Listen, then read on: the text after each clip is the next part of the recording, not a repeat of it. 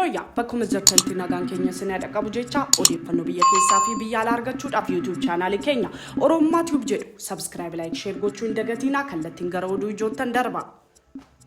Biyya keessaan Jeneraal Taaddasa Warrada Pireezidantii bulchiinsa yeroo Tigraay ta'uun muudaman akka miidiyaalee mootummaa fi dhuunfaa gabaasaniitti muummichi ministeera Itoophiyaa Abiy Ahmed waggaa lamaaf pireezidantii bulchiinsa yeroo naannoo Tigraay kan ta'e obbo Geetaachoo Raddaa Booson Taaddasa Warrada muudan erga waliigalteen Pretooriyaa godhamee waraanni kaaba dhaabbate asitti qondaaltonni waraanaa fi siyaasa muraasonni bulchiinsa mootummaa Abiy waliin hojiitti seenanii naannoo waraanaan barbadooftee Tigraay haala deebisanii ijaaruu irratti waliin sosocho'aa jiru. Kun akkuma jiru ta'ee akka keessa beektonni dubbatanitti muudamni kun muuffii garee TPLF keessaa akka uumu himan.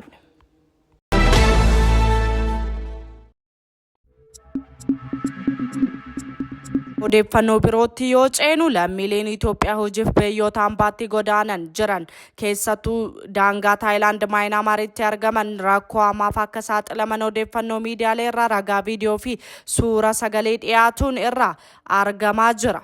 Lammiileen kun qaama rakkoo seenan keessa isaan baasuu fi biyyatti deebisuu akka barbaadan dubbataa jiru. Lammiileen keenya biyya keessaa fi ala jirtanis nu birmadhaa jechaa jiru.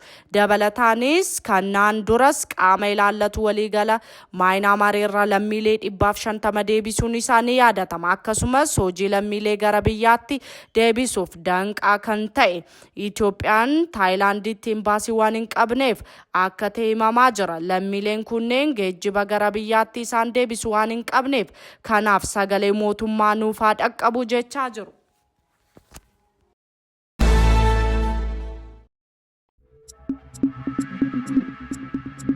Giddu galeessi bara darbeerra barana kaleessa irra har'a beefa hundaanuu rakkoo isaa fooyya'insa osoo hin argisiisin akkuma itti fufeetti jira. Gaaga'amni kan siyaasaa kan waraana akkasumas waraanni mariinis waraanaanis dhaabuuf osoo wal hin galiin keessattuu biyyoota kanneen akka Israa'el, Filisxeem, Iraan, Libaanos, Yamanii fi Sooriyaa kallattiinis alkallattiinis rakkoo hamaa keessa wal galchaa akkuma itti fufanitti jiru.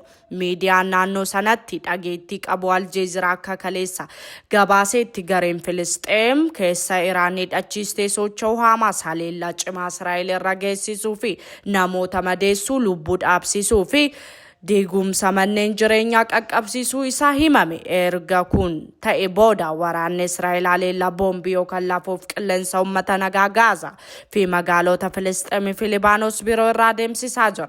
Rakkoo naannichaa osoo fala hin argatiin gara waggaa isaa lammaffaatti adeemaa jira.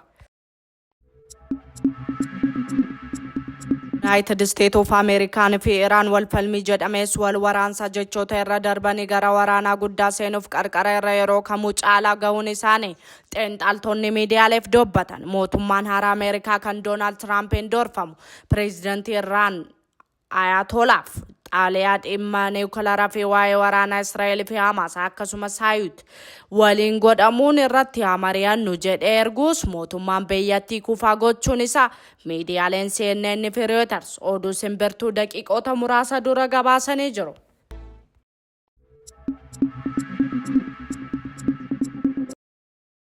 Biyyoota muraasaan dura taarifa mootummaa Ameerikaa biyyoota addunyaa hundarratti kaa'een gama hundaanuu deebiin Hamaas gaaris kennamaaf jira. Kun akkuma jiru ta'ee dhaadannoo harka keessan nurraa kaasa. Ameerikaan yommuu fedhii abbaa qabeenyoota fi namoota muraasaan hin bultu jechuun uummanni Ameerikaa 100,000 lakkaa'amu naannolee fi magaalota Ameerikaa kanneen akka Chicago, Washington DC, Boston fi Atlantaa dabalatee kallattii afranuu bahee taarifa kaa'ame fi meechummaa pireezidantii haaraa Doonaald Tiraamp fi abbaa qabeenyaa Elon Musk daran balaaleffataa jira. Dabalataanis yaada kennitoota fi Ikoonomistoota dinagdee fi gabaan akka jedhanitti biyyoota biroof keessattuu dinagdeen kan Ameerikaa waliin wal morkan kanneen akka China, Germany, United Kingdom, Japan, India fi kanneen biroof malee Ameerikaaf taarifni kun erga hojjaa irra oole asitti galii doolaara biliyoonaan lakkaa'amu guyyaa guyyaan mootummaa Ameerikaaf akka argamsiisaa jiru gabaafamaa jira. Channel waliin waan turtaniif guddaa galatooma isaaniin jecha odeeffannoo biyya keessaa fi biyya alaatiin amma walitti deebinutti nagaan nuuf tura.